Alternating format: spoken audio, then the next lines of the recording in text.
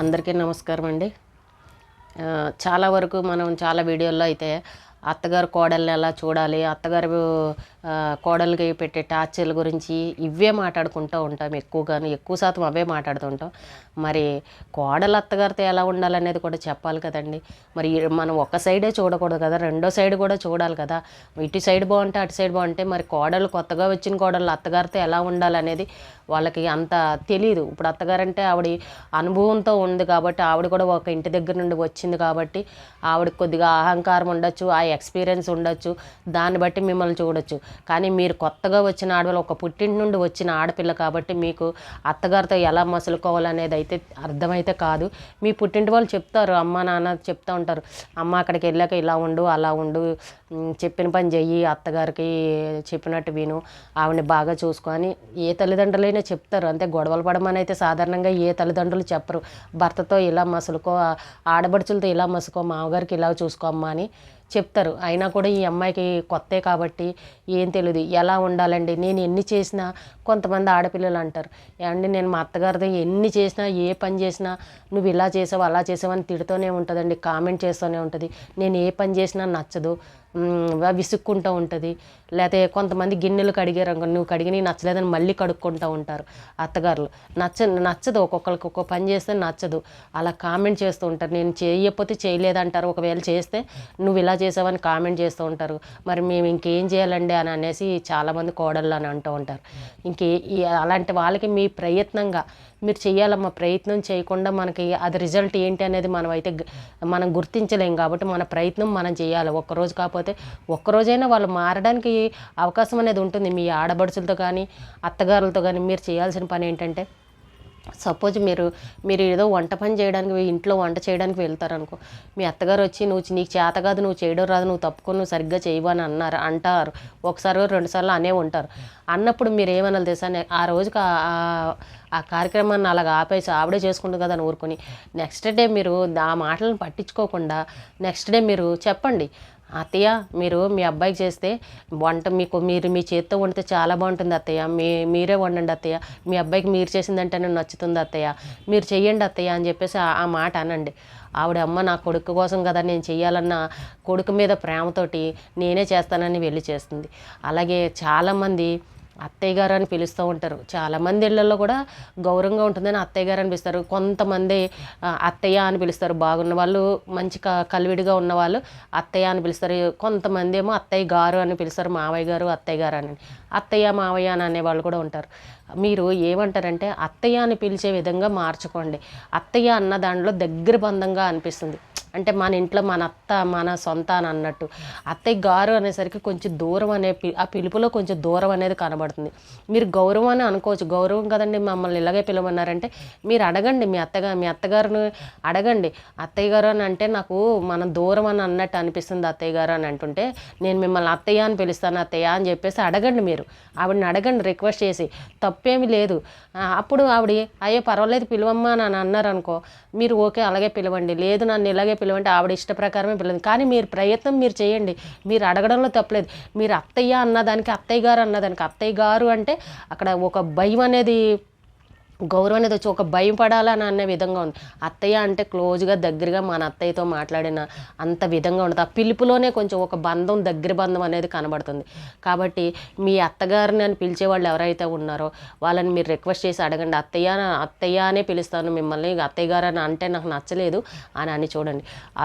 అదొకటి మీరు ఉపయోగించండి. అది తప్పేమీ లేదు, మీరు తగ్గినట్టు కాదు అక్కడ అలా అనడం వల్ల. ఆవిడ పెద్ద ఆవిడ, మీరు చిన్న కాబట్టి అలా అడగండి. అదే రెండో విషయంలో, మీరు ఏదైనా పని చేసినప్పుడు నువ్వు ఇది సరిగ్గా చేయలేదు ఇది అని అంటూ ఉంటారు కదా, అత్తయ్య మీరు చెప్పండి అత్తయ్య నేను చేస్తాను, మీరు కష్టపడితే నేను చూడలేను కదా అత్తయ్య, నేను చేస్తానులే, మీరు ఈ వయసులో ఎందుకు కష్టపడ్డావు అని ఆవిడ చేసే పనిని మీరు వెళ్ళి కల్పించుకుని మీరు చెయ్యండి. ఆవిడ చేస్తుంది అనుకో, మీరు అది అడ్డగించుకొని తీసుకుని వద్దత్తయ్య మీరు రెస్ట్ తీసుకోండి నేను చేస్తానని తీసుకుని చెయ్యండి. అంతేగాని ఆవిడ దారిని నేను చేసినా ఆవిడకి నచ్చదు, ఆవిడ దారిని ఆవిడ చేస్తుందిలే అని మీరు ఊరుకున్నారనుకో, అది ఖచ్చితంగా ఆవిడ మనసులో పెట్టుకుంది. మీరు కల్పించుకుని చెయ్యాలి ఆ పనిని. నాకు సంబంధం లేదు ఆవిడే చేసుకుంటే నేను చేసినా నచ్చదని మాత్రం వెనక్కి తక్కండి. మీరు మిమ్మల్ని అన్నా సరే మీరు ఆవిడ చేతిలో ఉన్నది లాక్కొని, అత్తయ్య నేను చేస్తాను ఆగండి, మీరు చేయకండి, మీరు రెస్ట్ తీసుకోండి లేదా కూర్చోండి అనండి. అదొక ట్రిక్. రెండో విషయంలో మీరు అత్తయ్యలు అన్నాక పెద్దవాళ్ళు టీవీ చూస్తుంటారు, ఎక్కువగా సీరియల్స్ అని ఇవన్నీ చూస్తుంటారు. ఆవిడ చూస్తున్నప్పుడు మీరు కూడా పక్కకి వెళ్ళి, అత్తయ్య ఈ సీరియల్ ఇది కదా అత్తయ్య, ఇది అత్తయ్య ఈ చీర అప్పుడు కట్టింది కదా అత్తయ్య, ఈ చీర ఎంత రేట్ అత్తయ్య, ఇది ఎంత జనరల్గా మాట్లాడుకుని చీరల గురించి మాట్లాడండి. ఆడవాళ్ళు అదే కదా, నగల గురించి చీరల గురించి అలా కల్పించుకుని మీ అత్తగారు పక్కన కూర్చుని కలివిడిగా ఏం జరిగిందని బయట విషయాలు, అలా టీవీ సీరియల్ విషయాలు కానీ అలాంటి కూర్చుని కలివిడిగా మాట్లాడుకుంటూ ఉండండి. వాళ్ళ కూతురుతోటి ఆవిడ ఎలా అయితే మాట్లాడుతుందో అలాగే సందడిగా సరదాగా మీరు మాట్లాడండి. అదొక ట్రిక్ ఉపయోగించండి. అలాగే మీరు జనరల్గా మీరు జాబ్ చేసే పిల్లలే అనుకోండి, మీరు సంపాదించుకుంటారు కదా, మీరు ఎంతో కొంత సంపాదించుకున్నప్పుడు మీరు ఏం చేస్తారు, మీ అత్తగారు ఇంట్లో పెద్దవాళ్ళు అంటే జనరల్గా కాటన్ చీరలే కట్టుకుంటూ ఉంటారు కదా, అవి పెద్ద కాస్ట్ ఏ ఉండదు, 500-600 రూపాయలుగా కాస్ట్లీ చీరలు అయితే ఏం కట్టుకోరు కదా.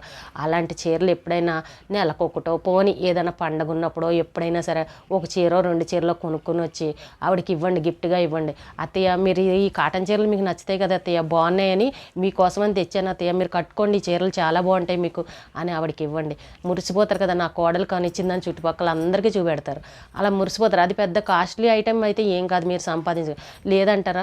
ఏదైనా పండగలు వచ్చిందనుకో, పండగలు వచ్చినప్పుడు అందరం బట్టలు కొనుక్కుంటాం. అలాగే మీ అత్తగారికి ఒక చీర కొనుక్కొచ్చి, మంచి చీర కొనుక్కొచ్చి, ఒక్క 1000 రూపాయలు కూడా అవసరం లేదేమో, ఇంకా తక్కువలోనే మీ బడ్జెట్ని బట్టి మీరు ఎంతవరకు కొనగలరా అనే దాన్ని బట్టి ఆవిడకి కూడా ఒక 1000 రూపాయలు చీర కొని, అత్తయ్య ఈవేళ పండగ ఉంది కదా, మీకు ఈ చీర బాగుంటుందని కొన్నాను, నేను వచ్చేటప్పుడు అక్కడ చూశాను, లేకపోతే ఆన్లైన్లో చూశాను, చాలా బాగుంది, ఆర్డర్ పెట్టాను మీకోసం అని చెప్పేసి ఆవిడకి ఒక సర్ప్రైజ్ ఇవ్వండి. నా కోడలు కొనిచ్చిందని మురిసిపోతుంది. ఇంక ఇంతకన్నా ఏం కావాలండి. ఇలాంటి ఐడియాలన్నీ మీరు ఉపయోగించుకోవాలి. అంతే, నిన్న అలాగనేసింది, నన్ను ఇలాగనేసింది, నేను చేస్తే ఏది నచ్చదు, నేను చేస్తే తిడుతూ ఉంటుంది అని ఇంకా మీ భర్తను పక్కన పెట్టండి. మీరిద్దరు బాగుంటేనే మీ భర్త మీకు సపోర్టు. ఇందులో మీ భర్త పాత్ర ఏముండదు. మీరిద్దరు ముందు కలవాలి. ఇంట్లో గొడవలు రాకుండా ఉంటే, అత్త కోడళ్ళ ముందు ప్రశాంతంగా ఉంటేనే భర్త మైండ్ సెట్ కూడా ప్రశాంతంగా ఉంటుంది. అప్పుడు మీ జోలికి తన కూడా రాడు. ఇలాంటి విషయాల్లో మీరు కల్పించుకొని చేయండి. ఆవిడకి ఇష్టమైన పని ఏదో మీరు చేసి పెట్టండి. అత్తయ్య నేను చేస్తాను ఉండండి అని కలగజేసుకుని మీరు ఆవిడ చేసే పనికి అడ్డం వెళ్ళి చెయ్యండి. అంతేగాని ఇప్పుడు పొద్దున 10 గంటలకు లేవడాలు, లేటుగా లేవడాలు, మీరు లేచకంటే ఆవిడ కూర్చుని పనులు చేసుకోవడాలు ఇలాంటివి కాదు. ఆవిడ ఎప్పుడు లేస్తారో కొంచెం లేచి ఆవిడకి టీయో కాఫీయో ఆవిడకి తాగే అలవాటు ఉంటే మీ చేత్తో మీరు పెట్టివ్వండి. అత్తయ్య నేను పెట్టిస్తాను ఉండండి, కూర్చోండి, నేను తెచ్చిస్తాను, మీరు ఊరికే లేవకండి అని మీరు పట్టుకొచ్చి ఇవ్వండి. ఎందుకు తీసుకోదండి, పోన్లే ఒకరోజు తిట్టింది అనుకుందాం, ఒకరోజు విసుక్కుంది, తిట్టింది, బాగోలేదని అందే అనుకుందాం, వదిలేయండి, పట్టించుకోకండి. రెండో రోజు కూడా మీరు అదే చేయండి, తప్పేమీ లేదు. పెద్ద ఆవిడకి మీరు చేయడంలో తప్పు లేదు. అలా చేసుకుంటేనే మీకు ఆవిడ ఎన్ని రోజులు తిడతారండి. ఒక్క మాట మిమ్మల్ని తిడుతుంది కరెక్టే, ఆవిడ నేనేం చేసినా ఆవిడ తిడుతుంది వారం రోజులు, 10 రోజులు, నెల రోజులు, ఏదో ఒక రోజు ఆవిడకి మనసు అనేది ఉండదా అండి. నా కోడలు ఇంత చేస్తుంటే నేను ఆవిడని అనడం, తను అలా అనడం భావ్యం కాదని ఆవిడ కూడా అర్థం చేసుకుంటుంది కదా. ఎప్పుడు మీ ప్రయత్నాన్ని ఆపకండి. మీ ప్రయత్నం ఏదో రోజు సక్సెస్ అవుతుంది. మీరు అలా తగ్గి చేయటం వల్ల తప్పు అయితే లేదు. మీ అత్తగారు ఏ పని చేసినా నేను చేస్తానని వెళ్ళి చెయ్యండి. నిజంగా మిమ్మల్ని మెచ్చుకోకపోతే చూడండి. ఆవిడ అందాన్ని ఎప్పుడో 10 దాకా పడుకోవడం, లేటుగా లేవడం ఇలాంటివి మానేసి, ఆవిడకి నచ్చని పనులు ఏమైనా ఉంటే కొంచెం మానేసి కొన్ని అడ్జస్ట్ అయిపోండి. అత్తగారు తిట్టిందని కాదు, అప్పుడు ఆవిడ మారిపోయింది అనుకో, మారిన తర్వాత అప్పుడు మీ ఇష్టం. అత్తయ్య నాకు ఇవాళ బాగాలేదు అత్తయ్య, నేను కొంచెం ఎక్కువసేపు పడుకుంటాను అని మిమ్మల్నే పడుకోమని అంటుంది ఆవిడ. ఎవరికైనా ఒక మనసు అనేది ఉంటుంది కదా, కరుగుతారు, ఏదో ఒక రోజు కరుగుతారు. మనం 10 సార్లు ఇప్పుడు ఆవిడ 10 సార్లు మనల్ని తిట్టిందా అనుకుందాం, కనీసం 2 సార్లైనా మనకి ఆవిడకి మనసులో అనిపించదా? మీరు ఏమీ అనకుండా సైలెంట్గా ఉన్నారో 10 సార్లు అనేసింది, ఆవిడకి ఏదో టైంలో అనిపిస్తుంది కదా, అయ్యో నేను ఇన్ని అన్నా కూడా నన్ను తిరిగి ఏమీ అనట్లేదు, నేనే తప్పు చేశాను, నేనే అనవసరంగా అంటున్నానని ఆవిడ సైలెంట్ అయిపోతారు కదా, అన్నారు కదా. ఇంకా అలా నేర్చుకోండి, ఆ ట్రిక్కులన్నీ ఉపయోగించండి. వాళ్ళు ఎన్ని అన్నా మీరు రివర్స్ అవ్వద్దు, తిరిగి ఏది అనద్దు. మీ పుట్టింటి వాళ్ళకి చెప్పడం, మా అత్త ఇలాగందని మళ్ళీ వాళ్ళకి వీళ్ళకి చెప్పడం అస్సలు పట్టుకు. మా అత్తగా అంటే అని మా అమ్మ అంటే నేను పట్టించుకోవట్లేదా, ఆవిడ అలాగే అంటారు, ఏం కాదు పర్లేదు మా అత్తే కదా అనండి. ఎవరన్నా ఆవిడ మీద చెప్పినా కూడా మీరు ఏం లెక్క చేయకూడదు. ఎన్ని రోజులు తిడతారండి? 1 సారి, 2 సార్లు, 3 సార్లు, 10 సార్లు తిడతారు, 11వ సారన్నా మారుతారు ఖచ్చితంగా. అప్పుడు మీ ఇద్దరిని చూసి మీ భర్త కూడా మీకు సపోర్ట్ చేస్తారు. ఏది లేదు, ఆవిడ చేసే పనికి నేను చేస్తాను అత్తయ్య మీరు కూర్చోండి, ఆవిడ కూర్చుని ఉంటే మీరు భోజనం తెచ్చి ఆవిడకి అందించండి. నేను పెడతాను అత్తయ్య ఉండండి, నేను పెడతాను భోజనం అని ఆవిడకి వడ్డించి పెట్టండి. ఎందుకు మారండి? మన ప్రయత్నం చెయ్యాలి. ఆ ఒక్క మాట అనేసరికి ఈ రోజుల్లో పిల్లలకి ఇగోలు ఎక్కువ వచ్చేసి మాట అంటే పడే పరిస్థితి లేదు. అస్సలు మాట అంటే పడరు పిల్లలు. అమ్మ తిడితే పడమా? మన అమ్మ తిట్టకుండానే పెద్ద చేసిందా? కొట్టకుండానే పెరిగిపోయామా? మనం అమ్మ నాన్న కొట్టకుండానే మనం పెద్దవాళ్ళు అయ్యామా? వాళ్ళే తిట్టారు అనుకోండి, తప్పేముంది? మీ మీ శరీరానికి ఏమైనా పట్టుకుని ఎల్లాడతాయి ఆ మాటలు ఏమన్నా? కాదు కదా. ఆవిడతోటి ఒక్కరోజు 4 రోజులు ఉండేది కాదు కదా. ఇంకా చాలా రోజులు లైఫ్ లాంగ్ గడుపుతూ ఉండాలి. అలాంటప్పుడు మనం అన్నిటికీ ఒక మెట్టు దిగడం వల్ల ఏం తప్పు లేదు కదా. అత్తగారులకు కూడా మీరు సర్ప్రైజ్ ఇవ్వండి. మీ అమ్మకైతే మనం ఎలా ఇస్తామో అలాగే అత్తగారు కూడా, అత్తయ్య మీరు ఇది కట్టుకోండి, అత్తయ్య మీకు ఈ చీర అంటే ఇష్టం, అత్తయ్య మీకు ఈ పండు అంటే ఫ్రూట్ అంటే ఇష్టం, నేను వచ్చేటప్పుడు కొనుక్కొచ్చాను, అత్తయ్య లేకపోతే మీకు ఈ స్వీట్ అంటే ఇష్టం అని ఆవిడకి పెట్టండి. ఇంకెంతకన్నా ఏం కావాలండి? ఇలాంటి ట్రిక్కులు ఉపయోగించండి. ఫస్ట్ ఉపయోగించి వాడండి. మీరు ప్రయత్నం చెయ్యండి. ముందే ఒక్క మాట అన్నంగానే పౌరుషాలకు వెళ్ళిపోయి దాన్నే 10 సార్లు సాగదీసి చెయ్యొద్దు. ప్రయత్నం చేయండి. ఏదో ఒక రోజు సక్సెస్ అవుతుంది. ఆవిడ మనసే మారిపోతుంది. నిన్ను అడిగారు కోడళ్ళు ఎలా ఉండాలో ఒకసారి చెప్పండి అని. ఇవేనమ్మా ట్రిక్కులు ఉపయోగించండి మీరు. తప్పేమీ లేదు. అప్పుడు మీ లైఫ్లు బాగుంటాయి, మీ సంసారం బాగుంటుంది. మీరు ఆ ఇంట్లో ఉండవలసిన వాళ్ళు, ఒక్క 4 రోజుల్లో వెళ్ళిపోవలసిన వాళ్ళు కాదు, అక్కడే ఉండాలి మీరు. కాబట్టి తప్పు లేదు, ఒక మెట్టు దిగడంలో తప్పు లేదు. ప్రతి ఒక్కరు ఆనందంగా జీవించండి. అత్తగారులే ఎప్పుడూ అత్తగారులే సాధించేస్తుందని కాదు, కోడళ్ళు కూడా కొంచెం తగ్గాలి. అది ప్రతి ఒక్కరూ తెలుసుకుంటారని ఇలాంటి వీడియోల ద్వారా చెప్తే కనీసం ఒక్కళ్ళు కాకపోతే ఒక్కళ్ళైనా అర్థం చేసుకుంటారని చెప్పడం. ఈ రోజుకి ఇదేనమ్మా వీడియో. మళ్ళీ రేపు ఒక మంచి వీడియోతో మళ్ళీ మేము ముందుకు వస్తాను.